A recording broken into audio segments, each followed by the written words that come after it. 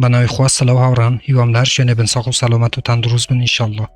برزاندی سناوم نیات ما این لخدمت ایوه بو پیشکش کردن ویدیوی کیتر لزنجیر ویدیوکانی بدستنانی پارل انترنت ل پیجی فیسبوکی بدستنانی پارل انترنت هر و حالا چنل یوتیوبی بدستنانی پارل انترنت باو برزانه که یکم جارو چنل بینن لیره چنلی بدستنانی پارل انترنت کمن نیات ما این هفتانه 4 ویدیو لاره یو چنل و بلاوه کموه که ایوه بی برام بردتوانن دراو الکترونیاکان و هر وها دلار امریکی به دست بینن بو اوی ایوه هیچ شکل ویدیوکانی داوتو لدست ندن کمن بلاویانه کموه چنل که سابسکرایب بکن زنگولای تنشش چالاک بکن بو اوی هر کاته کم ویدیو یک آپلود کم یا خود بلاوه کموه یوتیوب لاره نوتیفیکیشن و ایوه آگادار بکاتوه و یکم کسبن که بین ویدیو کام ببینن. بله عزیزان براستی دنگو باسی بیبی دوچ کوین اونده زوره کمن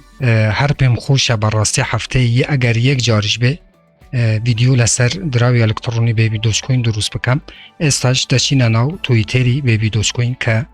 چند دنگو باسی کی تر هیا یک دو دنگو باسی گرینگ بو اوی لام ویدیو دا بوه و باز بکم هر وقت بینم پیش اوی بین سر تویتری بیبی دوچ کوین هاوران که براستی بیبی دوچ کوین لماوی 3-4 روزی رابردو دا داکشانه کی بخواه بینی و بلام اما آسایی هاوران چون که ساشین ناو تویتری بیبی دوچ کوین که براستی بیبی دوچ کوین ترندی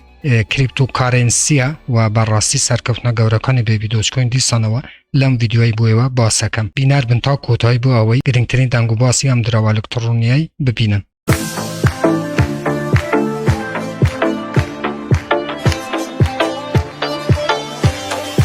بله هاوران امرو هر وقت بینن که 8013 کنو لساتا امرو لماوی 24 کازی میرا برو داکشان چوه اما زور آسایه چون که زور بید رو الکترونیاکان لیستادا برو داکشان و هر وها لسر نتورکی بایننس و هر وها اتریوم ایوه دتوانن هم دراوی بکرن 355 کس هم دروان لواش لیست خوان هیا و هر وها لیرانه رنکی که لچندین ویدیو باسم کردوه رنکی بیبی دوچ کوین لیرانه غلطه که اساپین ویا لسایتی کوین گیکو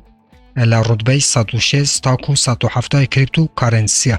و هر وها مارکت کپی 206 میلیون دلاره و مارکت کپی روزانه 7 میلیون دلاره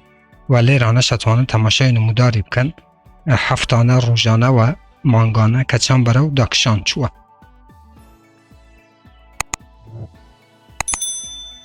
و لبشی مارکتیش اتوانم بچن زوربه یا اکسچنجانه که براستی بیبی دو جیان لیست کردو اتوان لیرانه ببینن و هر وها لبشی اکسپلور که بیبی دوچ کوین امای باشه ها ران که همون روژه لسر هول لیرکانی زیاده که استا 1,565,504 هول دیره و هر وها لیرانه دنگو باسی گرینگی بیبی دوچ کوین ها ران پیش های بچینه سر دنگو باسی بیبی دوچ لیرانه شروع بینن که 231 کوارتریلیونه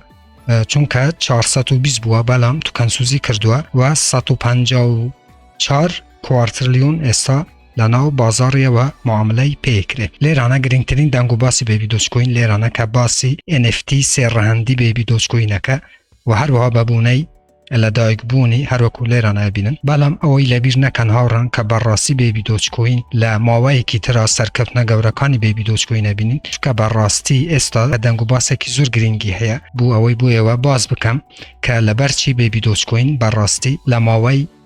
ساله کی ترا لعنی کم 2 صفری فریاده بلام بازارش زور تاثیر هاوران شرطه و که بازار بیت کوینش برراستی کمیک برو هلکشان بچه چون بیبی دوچ کوین زور پیوسته به بیت کوین و لیران هر وقت بینن که 1,443,537 هولدری هیا ببورن فالووری هیا ل پیج رسمی خوی ل تویتر و گرینگترین دنگو باسی بیبی دوچ کوین لیران هاوران هر وقت بینن که لبینی او همو میم کوین با قوته هر وقت بینن که بیبی دوچ کوین ترندی بازاریه که اون براستی سرکوتنی گوری ام میم کوین خوشویسته پیشان مانده که 1,500,000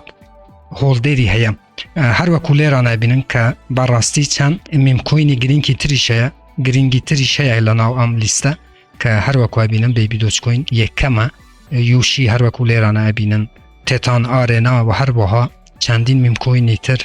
که اوانه زور گرینگن بلام فلوکی لیران هر وکوی بینم بلام بیبی دوچ کوین لپیش هموان او کمونیتی بیبی دوچ کوین زور با قوته دلنیابن هاوران چون که بیبی دوچ کوین خلکانه کی زور خوشیان ویستو و خلکانه کی زور هول دریم دراون لماوی کی ترا سرکونه گورکانی بیبی دوچ کوین ابینین بلام به شرط کرو کو گوتم که بازار بیت کوین کمک آسایی ببیتو و بیت کوینیش برو هلکشان بچه براستی ایما او کاتی شاهدی اوی دبین که بیبی دوچ کوین لاین کم 2-0 کمکاتو لئستاد هر وکو گوتم آساییه که زوربی درو الکترونیکان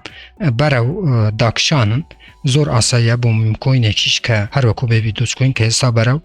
داکشان هاتوه بلام لو داکشانانه استا طبیعی و زور زیرک بن و لکاتی خوی دا براستی بیبی دوچ کوین بکرن بو اوی لکاتی برزمونوی نرخی دراوه که براستی سودکی زور بو ایوه هبت بله هاوران گرینگترین دنگو باسی بیبی دوچ کوین اما بو که براستی بیبی دوچ کوین لنا همون میم کوین کان او میم کوینانه که لسر نتورکی بی ام بی یا خود بایننس سمارت چاینن بیبی دوچ کوین یکمه لری کمونیتی و لری